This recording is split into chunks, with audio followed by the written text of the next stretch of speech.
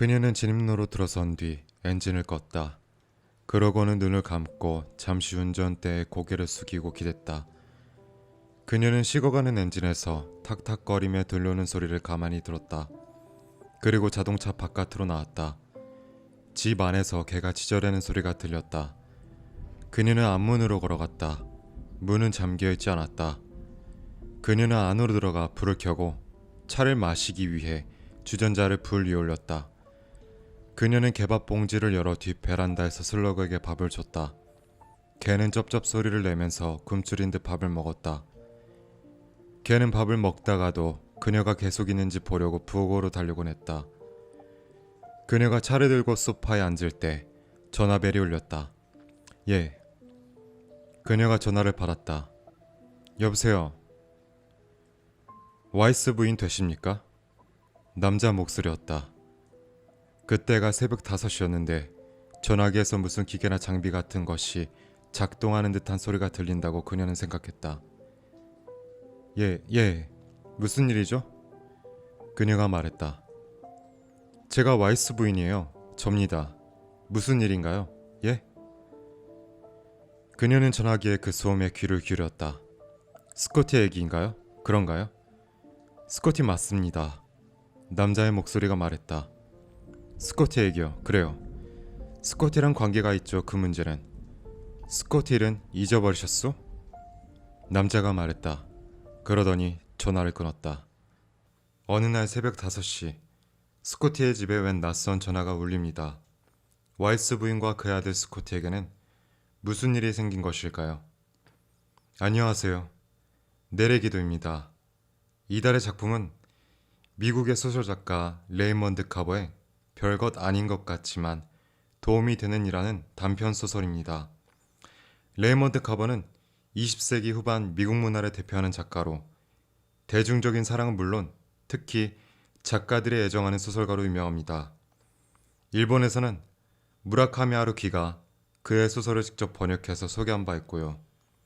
국내에서도 역시 소설가 김현수 씨의 번역으로 2007년 출판된 이래 꾸준한 사랑을 받아왔습니다. 카버의 문장을 읽다 보면 굉장히 시니컬한 문체임에도 불구하고 어느새 등장인물의 세밀한 감정선을 숨죽이며 따라가게 되는 것을 느낍니다. 화려한 미사여구는 없지만 현실에 뿌리내린 단단한 문장들이 작가의 예리한 관찰력을 덧입게 되면서 독자들의 호흡을 움켜쥐게 되는데요. 오늘 소개할 작품은 표제작인 대성당이라는 이름으로 발표된 단편집에서 5번째로 수록된 짧은 소설입니다. 오늘은 시작하면서 소설의 중간 대목을 읽어드렸는데요. 이 소설은 어린 스코티가 생일을 맞이하기 이틀 전인 토요일 저녁부터 시작합니다. 엄마는 생일을 맞은 아들을 위해 초콜릿 케이크를 주문하고 월요일 아침에 그것을 찾아가기로 합니다. 그리고 월요일 아침 스코티는 학교에 가던 중 차에 치여 병원에 실려가게 되죠. 병원에 입원한 스코티는 그로부터 며칠간 의식이 없는 채로 누워있게 됩니다. 소설은 그렇게 스코티네 집에 일어난 불의 사건을 그리며 매뉴얼에 입각한 진료와 관찰을 반복하는 의료진 사이에서 점점 지쳐가는 두 부부의 모습을 묘사하고 있습니다. 엄마인 앤 와이스와 아빠인 하워드는 서로 스코티의 병실을 지키며 번갈아 집에 가서 쉬고 오곤 했는데요. 그때마다 알 수 없는 전화가 와서는 스코티의 일을 묻고 끊기를 반복합니다. 스트레스가 극에 달한 앤 와이스는 수화기에 대고 이 못된 자식아 라며 욕을 하기도 합니다. 사실 그 전화는 다름 아닌 빵집 주인이었습니다. 스코티의 생일 케이크를 왜 찾아가지 않느냐는 항의성 전화였던 것이죠. 하지만 그것을 미처 기억할 리 없던 두 부부는 그들에게 걸려오는 전화를 공포스럽게 받곤 해야 했습니다. 그로부터 얼마 지나지 않아 어린 스코티는 처음으로 잠시 눈을 떠서 엄마 아빠를 쳐다보는가 싶더니 그대로 조용히 숨을 거두고 맙니다. 그렇게 집으로 돌아온 두 부부를 기다리는 것은 역시 그 빵집 주인의 전화였습니다. 드디어 앤 와이스가 그 전화의 주인공이 누군지를 기억해냅니다. 그리고는 자정이 다 된 시간에도 아랑곳하지 않고 빵집 주인을 찾아가죠. 그녀는 그에게 찾아가 자신의 분노를 쏟아냅니다. 아마 그럴 수밖에 없었을 겁니다. 하지만 빵집 주인에게도 그만의 사정은 있었지요. 소설은 이렇게 스코티네 가정에 갑작스럽게 찾아온 사고와 함께 초콜릿 케이크로 인한 전화가 뒤섞이게 되면서 현대 사회가 가진 아이러니한 장면을 밀도 있게 연출해냅니다. 대개의 문학 작품이 그렇듯이 이 소설도 우리 삶에 찾아온 불행이라는 낯선 손님에 대해 잘 다루는 방법을 가르쳐 주지는 않습니다. 오히려 인생이 가진 알 수 없는 깊이를 축약하여 보여주므로 우리 안에 있는 마음의 힘을 길러주지요. 이제 이 소설의 마지막 부분, 그러니까 앤 와이스와 하워드가 빵집으로 달려갔던 그날 밤 자정의 일을 들려드릴까 합니다. 그들은 쇼핑센터까지 차를 몰고 갔다. 밤하늘이 맑아 별이 다 떠올랐다. 날씨가 추워 그들은 자동차에 히터를 틀었다. 그들은 빵집 앞에 차를 세웠다. 가게와 상점은 모두 문을 닫았지만 주차장 한쪽 구석 극장 앞에는 차 몇 대가 주차했었다. 빵집의 창은 어두웠으나 유리창 저쪽을 살펴보니 뒤쪽 방에 불이 켜져 있었고 그 단조로울 정도로 하얀 빛 아래 앞치마를 두른 덩치 큰 남자가 오가고 있었다. 유리창을 통해 그녀는 진열용 케이크와 작은 테이블과 의자들을 볼 수 있었다. 그녀는 문을 열어봤다. 그리고 유리창을 두드렸다.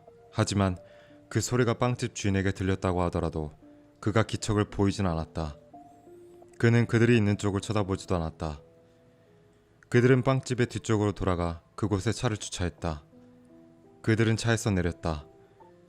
불이 켜진 창이 하나 있었지만 너무 높아서 안을 들여다볼 순 없었다. 뒷문 근처에 각종 빵과 과자, 특별 주문 가능이라고 적혀 있었다. 그녀는 안쪽에서 나지막이 흘려나오는 라디오 소리와 뭔가가 끽끽대는 소리, 아마도 오븐의 문을 내릴 때 나는 소리 같은 걸 들을 수 있었다. 다시 그녀는 더 세게 두들겼다. 라디오 소리가 작아지더니 이번에는 뭔가 문지르는 소리, 서랍을 열고 닫는 듯한 소리가 멀찌감치 들려왔다. 누군가 잠긴 문을 풀고 문을 열었다. 불빛을 받은 빵집 주인이 그들을 내다봤다. 영업시간은 끝났습니다. 그가 말했다. 시간이 너무 늦었지 않습니까? 한밤중이에요. 술이라도 드신 모양이구려. 그녀는 열린 문을 통해 쏟아져 나오는 빛 속으로 들어갔다. 그는 눈을 무겁게 껌뻑거리다 그녀를 알아봤다. 당신은? 이라고 그가 말했다. 저예요. 그녀가 말했다. 스코티 엄마예요. 이 사람은 스코티 아빠고요. 안으로 좀 들어갈까 하는데요. 나는 지금 바빠요. 해야 할 일 있어. 빵집 주인이 말했다. 어쨌든 그녀는 문 안으로 걸어갔다. 하워드가 그녀의 뒤를 따라갔다. 빵집 주인은 뒤로 물러섰다. 여기서 빵집 냄새가 나지 않아? 여기서 나는 냄새가 빵집 냄새 맞지 여보? 왜들 이러는 거요? 빵집 주인이 말했다. 케이크 때문에 그러는 거요? 맞아. 이제야 케이크가 필요해진 모양이군. 당신이 케이크 주문한 건 기억하시오?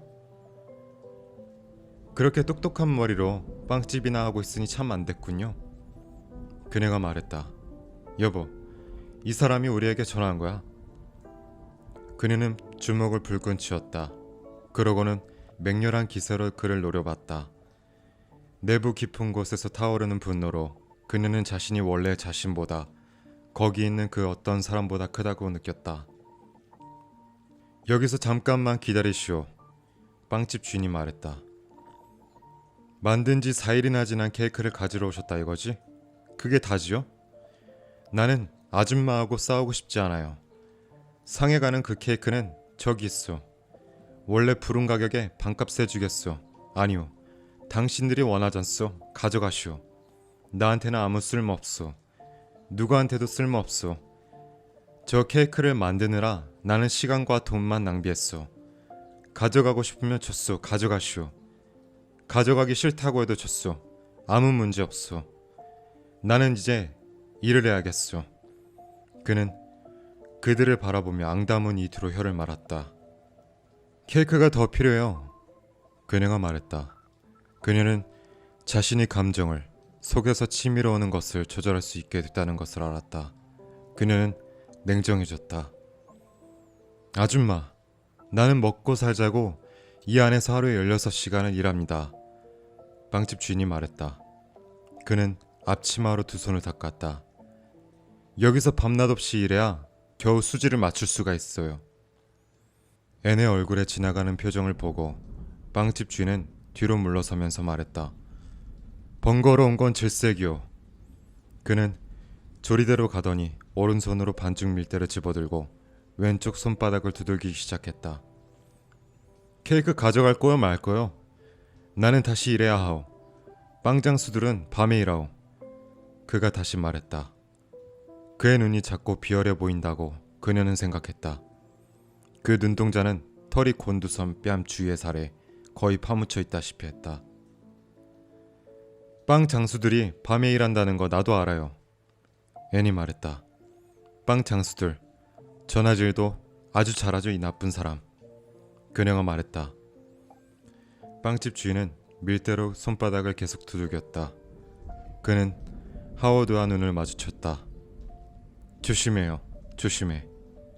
그가 하워드에게 말했다. 우리 아들은 죽었어요. 그녀가 차갑고 단호한 목소리로 잘라 말했다. 월요일 아침에 차에 치였어요. 우리는 아이가 죽을 때까지 옆에서 지켜봤죠. 물론 당신이야 그 사실을 알 수는 없었겠죠. 빵장수라고 해서 모든 것을 알 수는 없었을 테니까. 안 그래요, 빵장수 양반? 어쨌든 그 애는 죽었어요. 그 애는 죽었다고 이 나쁜 놈아. 갑자기 솟구친 분노는 또한 갑자기 고전으로 캐지더니 다른 뭔가로, 그러니까 구역질이 날 것 같은 어지러운 느낌으로 바뀌었다. 그녀는 밀가루가 묻어있는 나무 탁자에 몸을 기대고 얼굴을 두 손으로 감싸더니 어깨를 들썩이며 소리내어 울기 시작했다. 너무하잖아. 그녀가 말했다. 이건 너무하잖아. 하워드는 굴곡진 그녀의 몸을 감싸며 빵집 주인을 바라봤다. 부끄러운 줄 아세요. 하워드가 그에게 말했다. 부끄러운 줄을. 빵집 주인은 밀대를 조리대 위에 내려놓았다. 그는 앞치마도 풀어 조리대 위에 던졌다. 그는 그들을 바라보더니 천천히 머리를 흔들었다. 그는 서류와 영수증과 계산기와 전화번호부가 놓여있는 카드 놀이용 탁자에서 의자를 하나 꺼냈다. 여기 앉으시오. 그가 말했다. 내가 지금 의자를 가져오겠소. 그가 하워드에게 말했다. 여기 좀 앉아주시오. 그는 가게 앞쪽으로 가더니 작은 철제 의자 2개를 들고 왔다. 두 양반 다 여기 좀 앉으시오. 얘는 눈가에 눈물을 닦고 빵집 주인을 바라봤다. 당신을 죽이고 싶었어요. 그녀가 말했다. 당신이 죽었으면 좋겠다고 생각했어요. 빵집 주인은 그들을 위해 탁자 위를 치웠다. 그는 공책과 영수증과 계산기를 한쪽으로 밀어냈다. 그가 전화번호부를 밀어내자 전화번호부는 소리를 내며 바닥으로 떨어졌다. 하워드와 앤은 의자를 탁자 쪽으로 붙이며 앉았다. 빵집 주인도 함께 앉았다. 빵집 주인이 팔꿈치를 탁자 위에 올리며 말했다. 미안하다는 말을 해야겠소. 내 마음이 어떤지는 하느님만이 아실 거요. 내 말을 잘 들어요. 나는 빵장수일 뿐이라오. 다른 뭐라고는 말하지 못하겠소. 예전에, 그러니까 몇십 년 전에는 다른 종류의 인간이었을지 몰라요. 지금은 기억도 안 나는 일들이니까 나도 잘 모르겠소. 어쨌든 내가 어땠건 더 이상 예전의 내가 아니라는 거요. 지금은 그저 빵장수일 뿐이요. 그렇다고 해서 내가 한 일들이 없어지는 건 아니겠죠. 아무튼 정말 미안하게 됐습니다. 자제분에게 일어난 일은 안 됐다고 생각합니다. 또 이런 식으로 행동한 제 자신에게도 치근한 마음이 듭니다. 빵집 주인은 말했다. 그는 탁자로 두 손을 내밀더니 그들을 향해 두 손바닥을 펼쳤다. 내게는 아이가 하나도 없었기 때문에 지금 당신들의 심정에 대해서는 간신히 짐작만 할 수 있을 뿐이라오. 지금 이 순간 내가 할 수 있는 말이라고는 미안하다는 것뿐이라오. 용서해 주십시오, 제발. 빵집 주인은 말했다. 나는 못된 사람이 아니오. 적어도 그렇다고 생각합니다. 당신이 전화로 말한 것처럼 못된 사람은 아니라오. 지금 내가 어떻게 행동하면 좋을지 전혀 모르겠다는 사실만은 당신들도 이해해주기 바라오. 부탁이오. 그 남자는 말했다. 내 진심을 받아주고 나를 용서해주면 안 되겠소? 빵집 안은 따뜻했다. 하워드는 탁자에서 일어나 외투를 벗었다. 그는 애니 외투를 벗는 것을 도왔다. 빵집 쥐는 그들을 가만히 쳐다보다가 고개를 끄덕이며 탁자에서 일어났다. 그는 오븐으로 가더니 몇몇 스위치를 껐다. 그는 컵을 찾아 전기 커피 메이커에서 커피를 내렸다. 그는 크림이 든 종이 상자를 테이블 위에 놓았고 설탕 종지도 가져왔다. 뭘 좀 드셔야겠습니다. 빵집 주인이 말했다. 내가 갓 만든 따뜻한 롤빵을 좀 드시지요. 뭘 좀 드시고 기운을 차리는 게 좋겠소. 이럴 때 뭘 좀 먹는 일이 별것 아닌 것 같지만 도움이 될 거요. 그가 말했다. 그는 오븐에서 따뜻한 계피 롤빵을 가져왔는데 갓 구운 빵이라 겉에 입힌 설탕이 아직 굳지도 않았다. 그는 탁자 위에 버터를 넣고 버터를 바를 칼을 가져왔다. 그리고 나서 빵집 쥐는 그들과 함께 탁자에 앉았다. 그는 기다렸다. 그들이 각자 접시에 놓인 롤빵을 하나씩 집어먹기 시작할 때까지 그는 기다렸다. 그들을 바라보며 그가 말했다. 뭔가를 먹는 게 도움이 된다오. 더 있소. 다 드시오. 먹고 싶은 만큼 드시오. 세상의 모든 롤빵이 다 여기에 있으니. 그들은 롤빵을 먹고 커피를 마셨다. 애는 갑자기 허기를 느꼈는데 그 롤빵은 따뜻하고 달콤했다. 그녀는 롤빵을 3개나 먹어 빵집 주인을 기쁘게 했다. 그리고 그가 이야기하기 시작했다. 그들은 주의 깊게 이야기를 들었다. 그들은 지치고 화가 나 있었지만 빵집 주인이 하고 싶어하는 말에 귀를 기울였다. 빵집 주인이 외로움에 대해서, 중년을 지나면서 자신에게 찾아온 회한과 무력감에 대해서 말하기 시작할 때부터 그들은 고개를 끄덕였다. 그는 그들에게 어린 시절을 아이 없이 보내는 일이 어떤 것인지 말했다.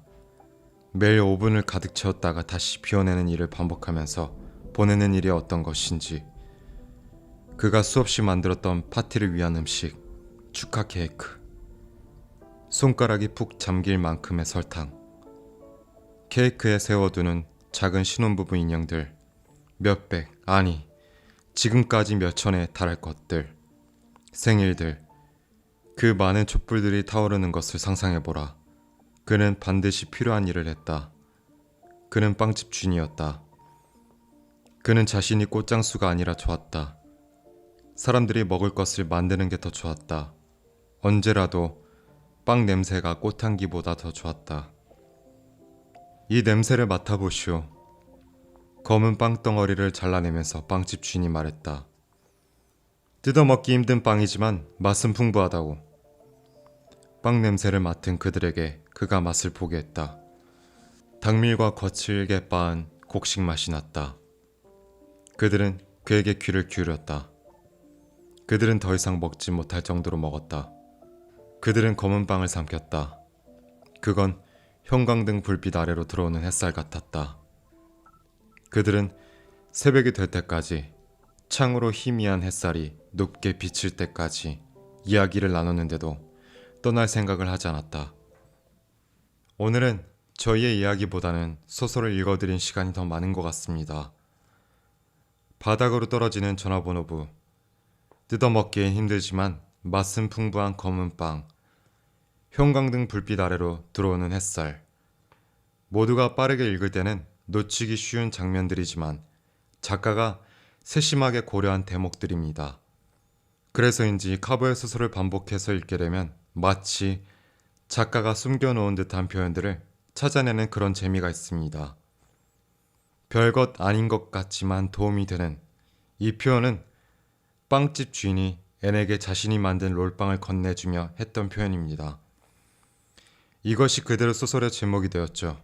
원래 표현은 A Small Good Thing입니다.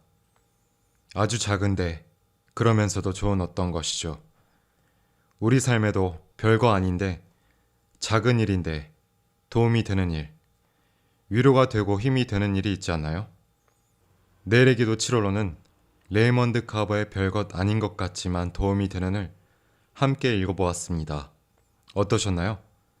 이 방송도 별것 아닌 것 같지만 도움이 되는 그런 방송이었으면 좋겠습니다. 잠시 영상을 멈추고 함께 나눈 이야기들을 떠올리며 기도의 시간을 가져보면 어떨까요? 잠시 후에 같이 기도드리겠습니다. 하나님, 이렇게 표현해도 될지 모르겠지만 하나님 당신이 계시다는 것, 그것만으로도 저에겐 별거 아닌 것 같지만 큰 힘이 됩니다. 당신께는 어떤 일이라도 숨김없이 말씀드릴 수 있으니까요. 마음을 열어 볼 수 있다는 것, 그것 하나만으로도 저에겐 도움이 됩니다. 하나님과 같을 순 없겠지만 저도 누군가에게 작지만 도움이 되는 사람이고 싶습니다. 하나님, 저는 작은 일에도 자주 화를 내곤 합니다. 혹시 저로 인해 상처 입은 누군가에게 사과할 기회가 생긴다면 그때를 놓치지 않았으면 좋겠습니다. 아주 작은 말과 행동이라도 진심으로 용서를 구하게 해주십시오. 그리고 상처받은 저의 마음도 위로하여 주십시오. 예수님의 이름으로 기도드립니다. 아멘.